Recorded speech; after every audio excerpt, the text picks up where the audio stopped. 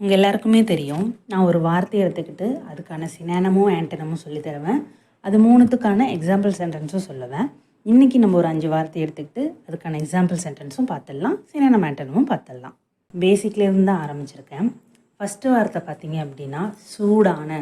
இப்போ நம்ம தமிழில் சொல்லுவோம் இல்லைங்களா, அதுக்கு நேர்மறையான வார்த்தை எப்படி சொல்லுவோம்? வெப்பம்னு கூட சொல்லுவோம், சூடானன்னு சொல்லுவோம்.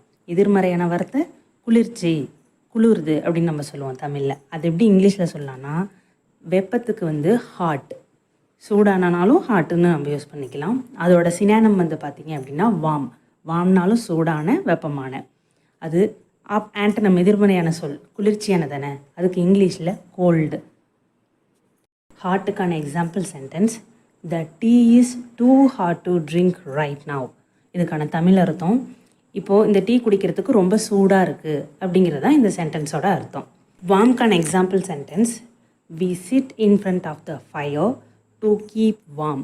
அப்படின்னா இப்போது குளிர்காலம் இல்லைங்களா, நம்ம குளிராக ஃபீல் பண்ணுவோம். இப்போ அதுக்கு நெருப்பு மூட்டி நம்மளை சூடுபடுத்திக்குவோம் இல்லையா, அதுதான் இதுக்கான சென்டென்ஸு. நெருப்புக்கு முன்னால் உட்காந்துருக்கோம், எதுக்காக அப்படின்னா எங்களை சூடுபடுத்திக்கிறதுக்காக. இதுதான் இதுக்கான தமிழாக்கம். அடுத்து கோல்டுக்கான example sentence, it's cold outside wear scarf. இதுக்கான தமிழாக்கம் பார்த்திங்கன்னா, வெளியே ரொம்ப குளிராக இருக்குது, ஸ்கார்ஃப் போட்டுக்கிட்டு போ, தலைக்கு ஒரு துணி போட்டு போங்கிறது தான் இதுக்கான தமிழாக்கம். அடுத்த வார்த்தை டயர்டு. டயர்டுனா சோர்வாக இருக்கிறது தான் அதுக்கு அர்த்தம்.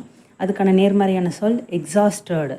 அதுக்கும் எக்ஸாஸ்டட்னா ரொம்பவே சக்தி குறைந்த அப்படிங்கிறது தான், அதுவும் சோர்வானங்கிறது தான் அர்த்தம். எதிர்மறையான சொல் பார்த்திங்க அப்படின்னா எனர்ஜெட்டிக், ரொம்பவே ஆர்வமாக இருக்கிறவங்க, ரொம்பவே தெம்பாக இருக்கிறவங்க தான் எனர்ஜெட்டிக் அப்படிம்பாங்க.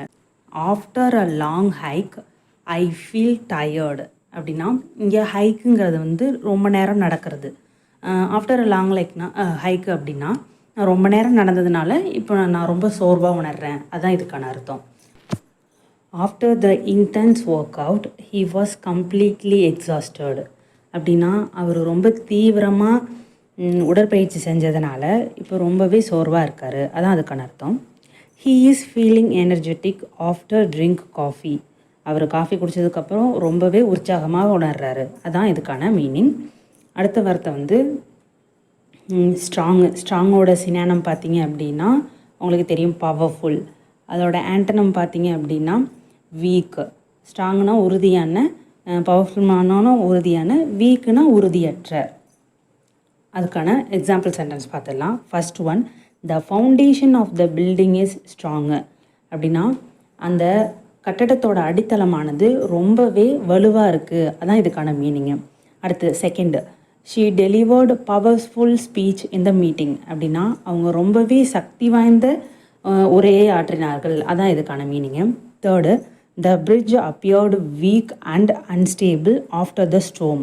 புயலுக்கு பின்னால் அந்த பிரிட்ஜு வந்து பார்க்கவே ரொம்பவே வலுவற்றதாக இருக்குது, அதான் இதுக்கான அர்த்தம். அடுத்த வார்த்தை குவயட். குவயட்டோட தமிழாக்கம் பார்த்திங்க அப்படின்னா ரொம்பவே அமைதியான. அதோட சினானம் சைலண்ட், அதுவும் அதே தான். ஆன்டனம் பார்த்திங்க அப்படின்னா லவுடு. அப்படின்னா அமைதியற்ற, ரொம்பவே சத்தமாக இருக்கிறது. இதுக்கான எக்ஸாம்பிள் சென்டென்ஸ் பார்த்துடலாம். ஃபர்ஸ்ட் ஒன் பார்த்திங்க அப்படின்னா, இந்த early morning streets are quiet. அப்படின்னா அதிகாலையில் எப்பயுமே தெருக்கள் ரொம்ப அமைதியாக இருக்கும், அதான் இதுக்கான அர்த்தம். செகண்ட் ஒன் பார்த்திங்கன்னா, the classroom fell silent as the teacher enter the room. இதுக்கான தமிழாக்கம், டீச்சர் கிளாஸ்குள்ளார வந்த உடனேயே எல்லா ஸ்டூடெண்ட்ஸுமே ரொம்ப அமைதியாக மகிழ்வாங்க, அதுதான் இதுக்கான அர்த்தம். தேர்டு சென்டென்ஸ் பார்த்திங்க அப்படின்னா, the thunder was loud and frightening. அப்படின்னா இடி வந்து ரொம்பவே சத்தமாகவும் பயமுறுத்துறதாகவும் இருக்குது, இதுதான் இதுக்கான அர்த்தம். லாஸ்ட் வேர்டு வந்து குவிட்டு. அதோட சினானம் ரிசைன், ஆன்டனம் கண்டினியூ. இதுக்கான தமிழாக்கம், குவிட் அப்படின்னா வேலையை விட்டு நிற்கிறது, சினானம் அதே தான். கண்டினியூ அப்படின்னா அதிலேருந்து தொடர்ந்து வேலை செய்கிறது. இப்போ வந்து அதோட எக்ஸாம்பிள் சென்டென்ஸ் பார்த்துடலாம். ஃபர்ஸ்ட் ஒன்று, she decided to quit her job. அப்படின்னா அவள் வேலையை விட்டு நிற்கிறதா முடிவெடுத்துட்டா. Second one, she choose to resign his job due to personal reasons. அப்படின்னா பர்சனல் ரீசன்ஸால் வேலையை விட்டு நிற்கிறதா முடிவெடுத்திருக்கா. தேர்ட் ஒன்று, she plans to continue his job. அப்படின்னா வேலையை தொடர்ந்து செய்யலாம் அப்படின்னு முடிவெடுத்திருக்கா, அவ்வளோதான்.